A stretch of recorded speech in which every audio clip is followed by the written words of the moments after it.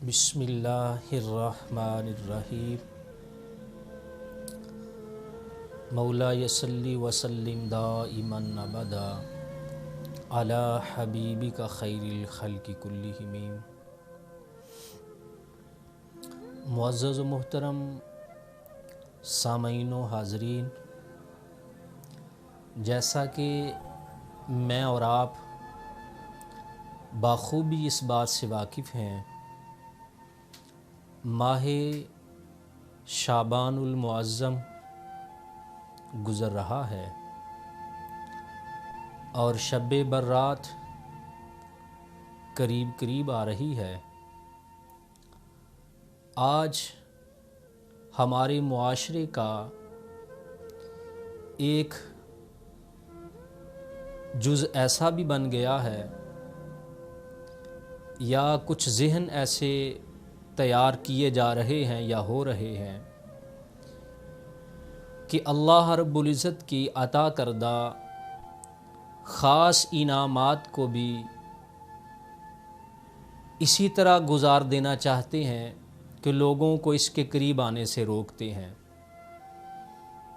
کہ شب برات کوئی چیز نہیں، اس کی اصل اور حقیقت کچھ بھی نہیں۔ تو اس سلسلہ کے اندر ہم آپ کے سامنے چند ایک پیارے آقا علیہ الصلوۃ والسلام کے فرمان شریف رکھتے ہیں، جس سے یہ بات بالکل کھل کر سامنے آ جاتی ہے کہ یہ صرف بر صغیر اور پاکستان کے ہی مسلمانوں کا دستور نہیں، بلکہ یہ شروع سے ہی ان دنوں کو عزت کی نگاہ سے دیکھا جاتا ہے۔ اس سلسلہ کے اندر پہلی بات، امیر المومنین خلیفہ چہارم جناب سیدنا علی المرتضیٰ رضی اللہ تعالیٰ عنہ اس حدیث پاک کو بیان فرماتے ہیں، اور اس حدیث کو حدیث کی جو مشہور 6 کتابیں ہیں جنہیں کتب ستہ یا صحاح ستہ کے نام سے یاد کیا جاتا ہے، ان میں سے ایک سنن ابن ماجہ۔ سنن ابن ماجہ کی یہ حدیث پاک ہے۔ حضرت علی رضی اللہ تعالیٰ عنہ اس حدیث پاک کے راوی ہیں۔ سامعین محترم، اگر اللہ پاک مجھے اور آپ کو عقل اور شعور دے تو اس بات کا میں اور آپ اندازہ کریں کہ سنن ماجہ کے جو محدث ہیں، جو اس کتاب کو لکھنے والے امام ابن ماجہ ہیں، وہ 3 صدی کے محدث ہیں۔ 3 صدی کے محدث ہیں، وہ اپنی کتاب کے اندر اس بات کو لے کے آ رہے ہیں۔ تو اس سے یہ بات کھل کر سامنے نہ آ گئی کہ 3 صدی کا محدث اس بات کو اپنی کتاب میں جو نقل کر رہا ہے، تو اس سے پتہ چلتا ہے کہ یہ آج کی شب برات نہیں، یہ کئی سال پہلے اہل علم اور اہل ایمان کے ہاں اس کو عزت کی نگاہ سے دیکھا جاتا تھا۔ امام ابن ماجہ نقل فرماتے ہیں کہ جناب حضرت علی رضی اللہ تعالیٰ عنہ نے روایت فرمایا کہ نبی کائنات آقا دو جہاں علیہ الصلوۃ والسلام نے ارشاد فرمایا، جب 15 شعبان کی رات آ جائے، نصف شعبان آ جائے، تو پیارے آقا علیہ الصلوۃ والسلام نے فرمایا اس رات کو قیام کرو، 15 شعبان کی رات کا قیام کرو اور صبح روزہ رکھو۔ رات کو قیام اور صبح کو روزہ، یہ نبی کائنات آقا دو جہاں علیہ الصلوۃ والسلام نے ارشاد فرمایا۔ قیام ہو رات کو، دن کو روزہ ہو، اور شب برات کی فضیلت اور حقیقت کو تو پیارے آقا علیہ الصلوۃ والسلام نے بیان فرما دیا کہ رات کو قیام ہو، دن کو روزہ ہو۔ اور جناب علی رضی اللہ تعالیٰ عنہ ہی ایک اور مقام پہ آپ سے یہ روایت منقول ہے کہ خود جناب علی فرماتے ہیں کہ پیارے آقا صلی اللہ تعالیٰ علیہ وآلہ وسلم شب برات تھی، یعنی 15 شعبان کی رات تھی، تو پیارے آقا علیہ الصلوۃ والسلام نے 14 رکعت نماز ادا فرمائی۔ اس سے پتہ چلتا ہے یہ فرض نماز سے ہٹ کے تھی۔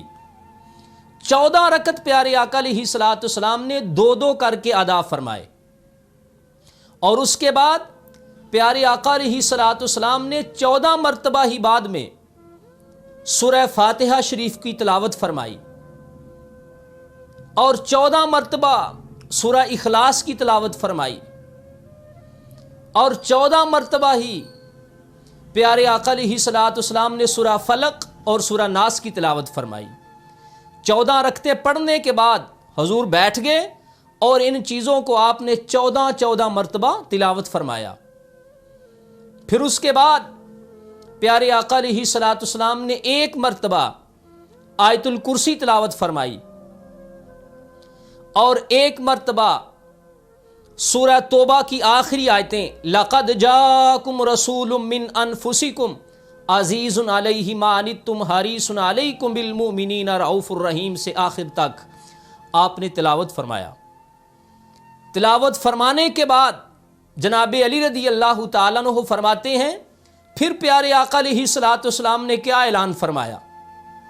نوافل ادا کیے، تلاوت فرمائی اور فرمایا علی جو کوئی بھی 15 شعبان کی رات یہ عمل کرے میرا رب اس کو 20 حج اور 20 سال کے روزوں کا ثواب اس کو عطا فرمائے گا۔ تو کیا پیارے آقا علیہ السلام نے فرمایا اس رات کو قیام کرو اور دن کو روزہ رکھو، تو پیارے آقا علیہ الصلوۃ والسلام نے بذات خود بھی قیام فرمایا۔ ایک تو یہ حدیث جناب علی رضی اللہ تعالیٰ عنہ سے، اور ساتھ ہی اس حدیث پاک کے یہ جملے بھی ہیں کہ اللہ رب العزت اپنی شان رحمت 15 شعبان آتے ہی یعنی 14 کا سورج غروب ہو گیا، 15 کی شب آ گئی تو اللہ پاک اپنی شان رحمت کے لائق آسمان دنیا کی طرف آتا ہے اور اس کی رحمت پکار پکار کر آواز دیتی ہے کوئی مغفرت و بخشش کا طلبگار، اس کو بخش دیا جائے، ہے کوئی رزق کا متلاشی، اس کو رزق عطا کر دیا جائے، ہے کوئی صحت کا سوال کرنے والا، اس کو تندرستی عطا کر دی جائے۔ اسی طرح یہ سلسلہ چلتا رہتا ہے یہاں تک کہ صبح فجر طلوع ہو جاتی ہے۔ تو سامعین محترم، اس رات کو ایسے ہی للو تللو میں گزارا جائے، اب کہا جائے کہ اس کا ثبوت کوئی نہیں، اس کی حقیقت کوئی نہیں، اور اس سے بڑھ کے اور کیا حقیقت ہوگی؟ امام ابن ماجہ نقل فرما رہے ہیں اور جناب مولا علی رضی اللہ تعالیٰ عنہ روایت فرما رہے ہیں۔ پھر آئیے ایک اور حدیث پاک، اس کو بھی امام ابن ماجہ نے اپنی کتاب کے اندر نقل فرمایا۔ سبحان اللہ۔ اور اس بات کو بیان کرنے والی کون ہے؟ سیدہ طیبہ جناب سیدہ صدیقہ بنت صدیق رضی اللہ تعالیٰ عنہ، جناب اما عائشہ الصدیقہ رضی اللہ تعالیٰ عنہ۔ سامعین محترم، کائنات میں ایسی کوئی اور خاتون کوئی نہیں، بڑی عظمت جناب سیدہ طیبہ طاہرہ جناب سیدہ فاطمہ زہرا رضی اللہ تعالیٰ عنہ کا بڑا مقام، جناب سیدہ خدیجہ الکبریٰ کا بڑا مقام، جناب بی بی مریم کا بڑا مقام، دیگر ازواج مطہرات عظیم مقام۔ لیکن اس نہج کے اعتبار سے دیکھیں، اس لائن کے اعتبار سے دیکھیں کہ جب جناب بی بی مریم سلام اللہ علیہا پر لوگوں نے انگلی اٹھائی، ان کی پاکیزگی پر لوگوں نے آواز بلند کی، تو خالق کائنات نے ان کے بیٹے کی زبانی گواہی دلائی کہ عیسیٰ عمر تمہاری چھوٹی ہے، چاہے 2 دن چاہے 3 دن اپنی امی کی پاکیزگی کی گواہی دو۔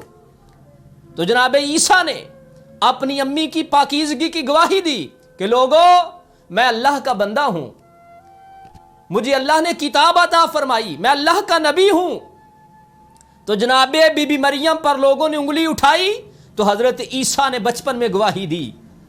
حضرت یوسف پر لوگوں نے انگلیاں اٹھائیں زلیخا کے معاملے کے اندر، تو خالق کائنات نے اسی دربار کے ایک ننھے منھے اور چھوٹے بچے سے اس بات کی گواہی دلائی کہ اگر قمیض ایسے پھٹی ہوگی تو جناب یوسف، اور اگر ایسے پھٹی ہو تو جناب زلیخا قصوروار۔ گواہی کہاں سے آئی؟ اس بچے سے دلائی۔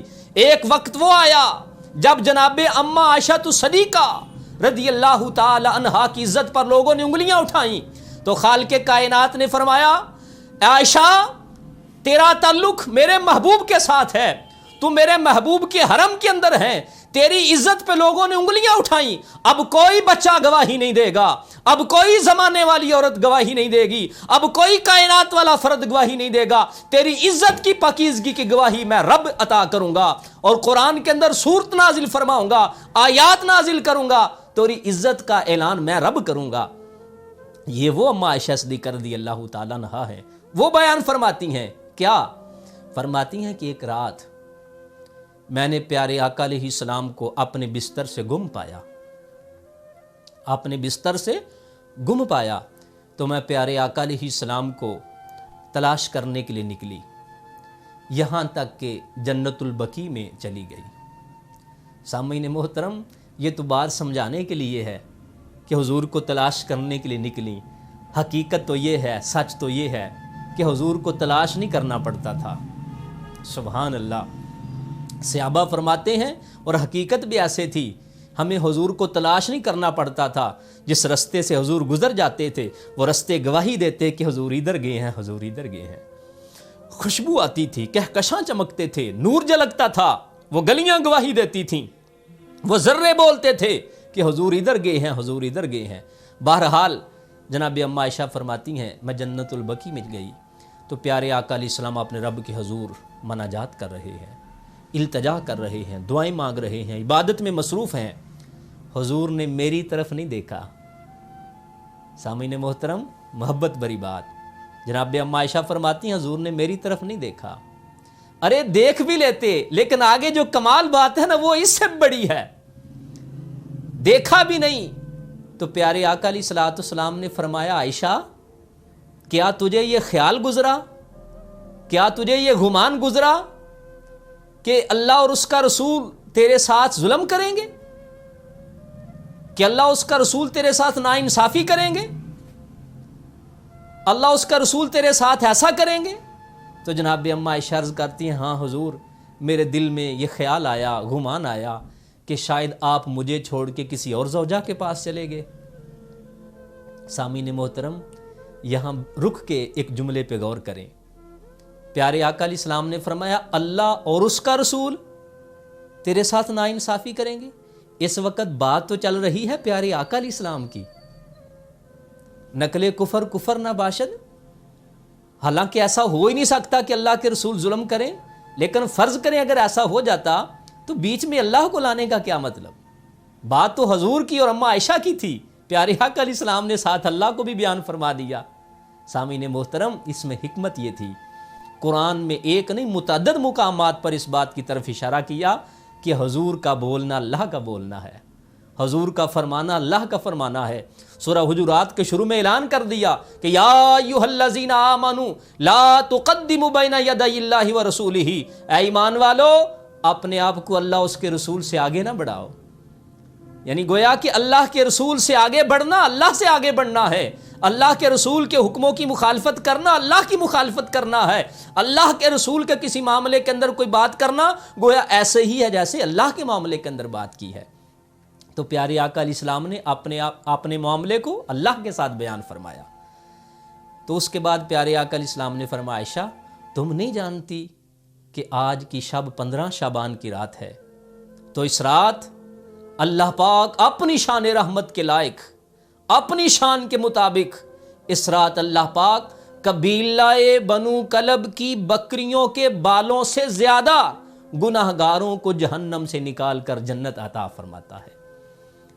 तो सामीन मोहतरम, ये वो कबीला था रब का कि जिसकी बकरियां नहीं गिनी जाती थीं, तो प्यारे आका अलैहिस्सलाम ने फरमाया बकरियां नहीं, बकरियों के बालों से भी ज्यादा। तो सामीन मोहतरम, ये शब बरात की फजीलत और अहमियत का पता इससे खुलता है। और एक और बात सामने रखें, हज़रत अबू मूसा अशरी रज़ियल्लाहु ताला अन्हु हदीस पाक के रावी हैं। अबू मूसा अशरी सामीन मोहतरम कौन है? सहाबी रसूल, और उसके साथ साथ शहर मदीना के 3 बड़े फ़कीह थे, जिनमें से एक नाम हज़रत अबू मूसा अशरी रज़ियल्लाहु ताला अन्हु का था। कौन अबू मूसा अशरी रज़ियल्लाहु ताला अन्हु? एक दिन वो अपने मौज में बैठे, अपनी मस्ती में, अपनी तन्हाई में तिलावत कुरान कर रहे थे। تو وہاں سے پیارے آقا علیہ السلام کا گزر ہوا. حضور نے تلاوت سنی تو پیارے آقا علیہ السلام رک گئے. جتنی منشا جتنا چاہا جناب ابو موسیٰ اشعری نے تلاوت قرآن کیا, تلاوت فرمائی, حضور سنتے رہے, حضور سنتے رہے. سبحان اللہ, کتنا حسین انداز ہوگا. جناب ابو موسیٰ کو نہیں پتا کہ حضور سن رہے ہیں, وہ تلاوت کرتے رہے. جتنی طبیعت نے اجازت دی تلاوت کی, اس کے بعد بند کیا, چلے گئے. پیارے آقا علیہ الصلوۃ والسلام وہاں سے تشریف لے گئے. صبح ہوئی, نماز ادا کی تو پیارے آقا علیہ الصلوۃ والسلام نے فرمایا, ابو موسیٰ اشعری رات تو تلاوت قرآن کر رہا تھا, میں تیری تلاوت سن رہا تھا, دل چاہتا تھا تو اور پڑھتا جا, میں اور سنتا چلا جاؤں, تو اور پڑھتا جا, میں اور سنتا چلا جاؤں.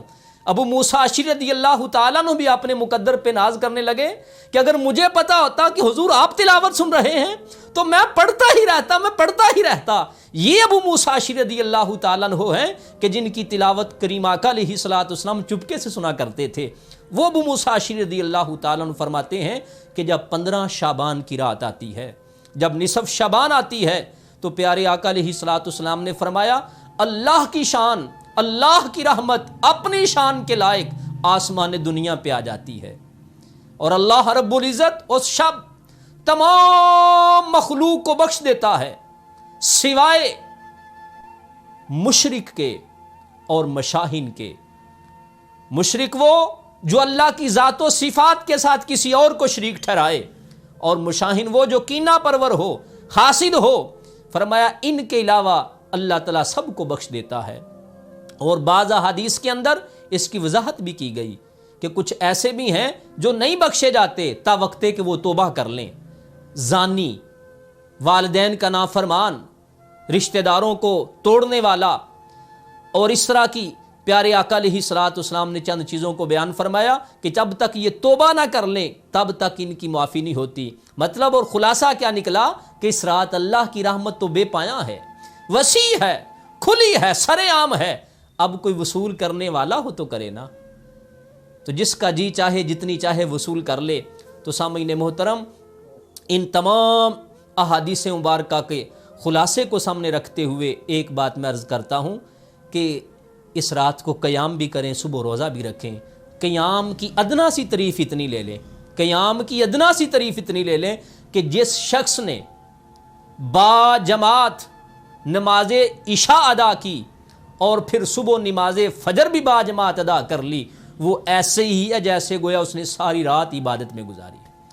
اور کچھ نہ کریں.